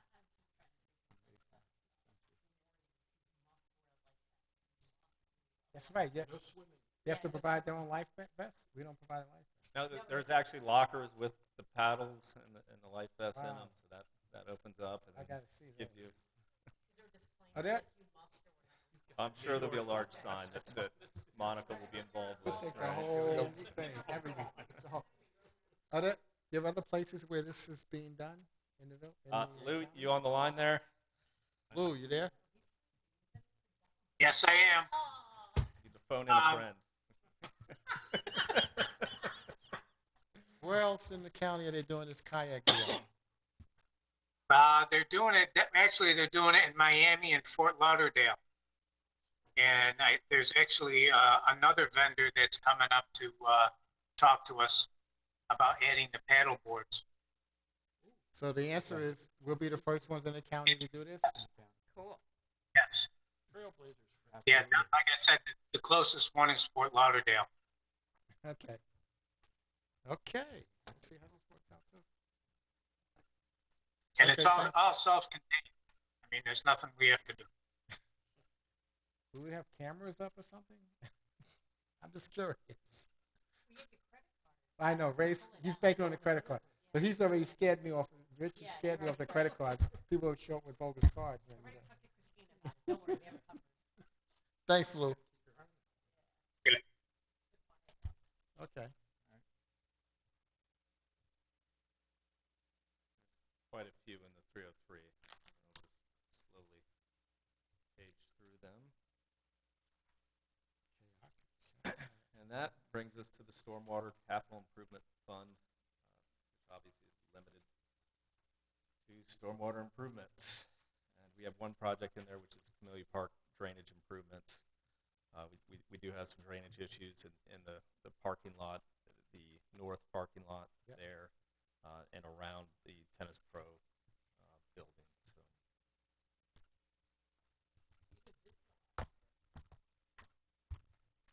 Having a lot of fun. Any questions for Chris? No? Chris, thank you. Thank you. Thank you. I believe that's the last item on our agenda this evening. Is there any other comments anyone would like to make before we adjourn? Ray, you clear on things that we need you to follow up on? I am. Thank you very much.